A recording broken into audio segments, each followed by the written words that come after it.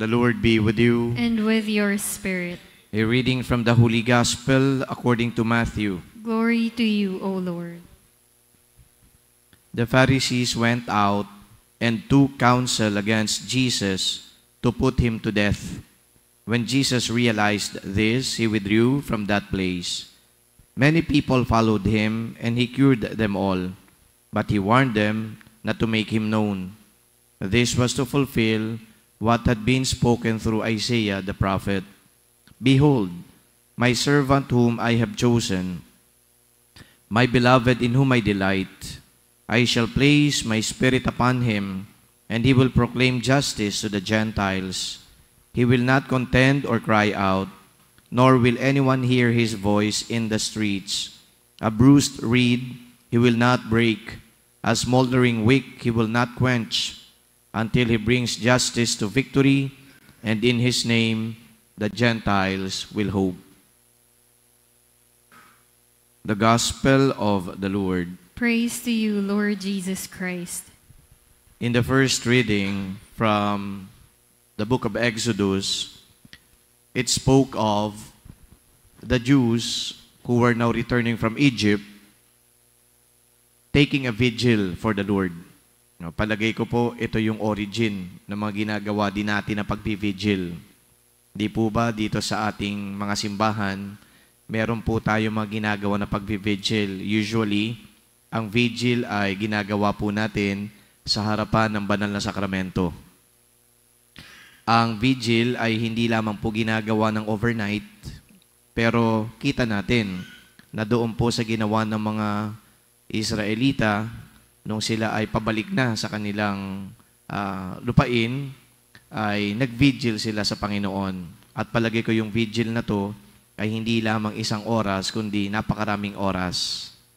Kaya kapag tayo po ay gumagawa din ng pagbibigil sa harapan ng Panginoon, ang dapat na nasa puso at isip natin ay pasasalamat. At bakit pasasalamat? Dahil po yung mga Israelita, after more than 400 years na sila ay naging slaves sa Egypt, ngayon po ay napalaya at sila ngayon ay dapat na magpasalamat sa Diyos.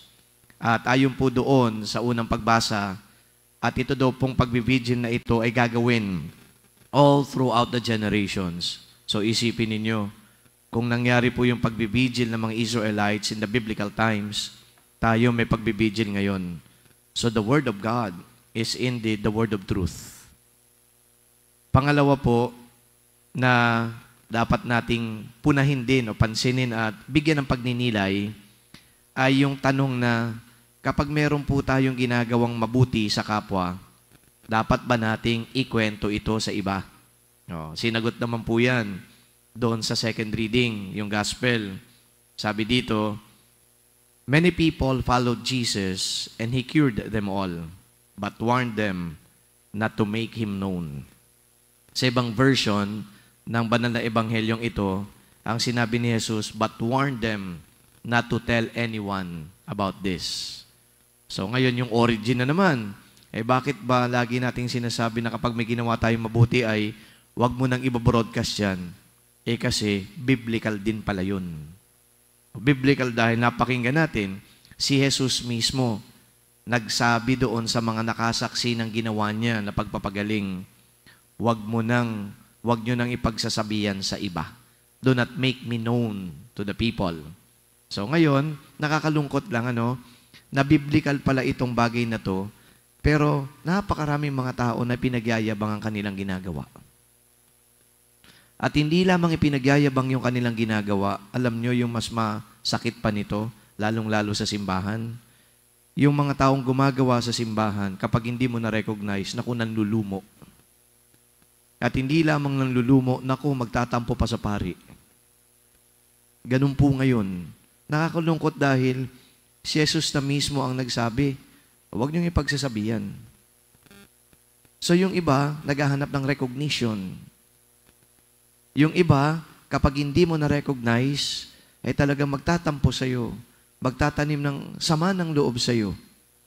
Parang hindi yata biblical yung ganung pag-uugali, yung ganung reaction. Kasi kung biblical lang, dapat kapag may nagawa tayong maganda at tama at mabuti sa kapwa, parang tahimik lang. Di ba sa ibang version nga, o sa ibang bahagi nga ng banal na kasulatan, napakalinaw din nung sinasabi, pero baka hindi masyadong naiintindihan dahil malinaw pero matalinghaga.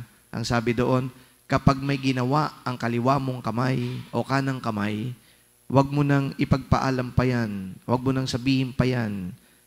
Doon sa kaliwa o kanang kamay din. Do not anymore let the left hand know what your right hand is doing. Because, again, it is the Heavenly Father who should actually appreciate and maybe return the favor to us. Di ba? Ang ganda.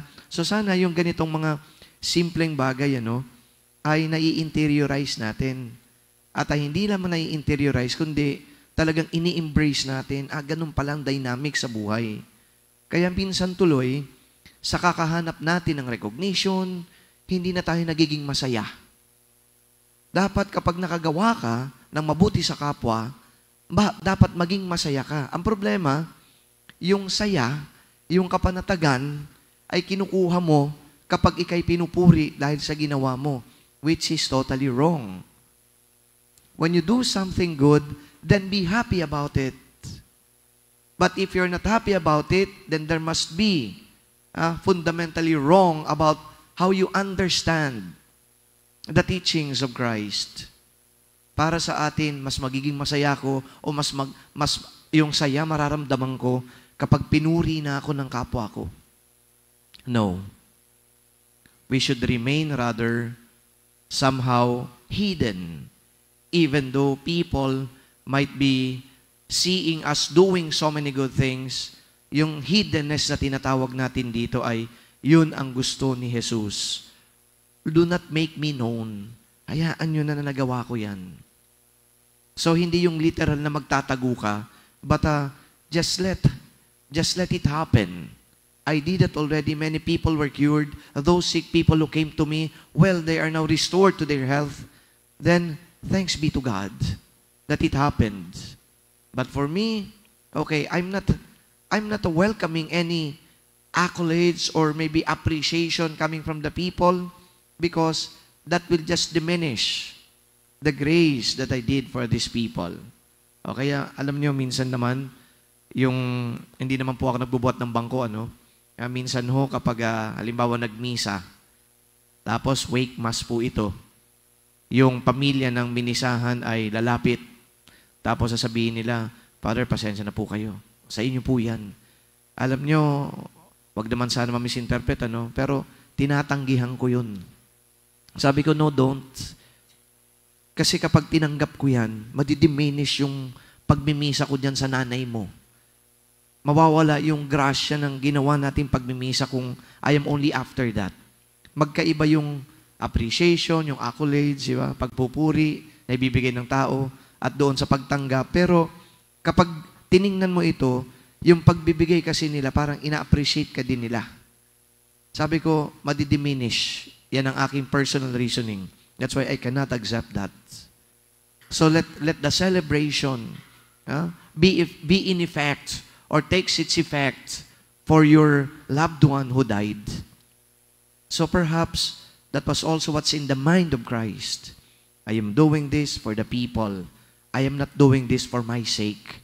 I do not want to be famous. Let God's grace take effect on these people who are sick. So my dear friends, brothers and sisters, ngayong araw na to, dalawa po yung natutunan natin. Pagdarasal, pagbibigil, biblical pala yan.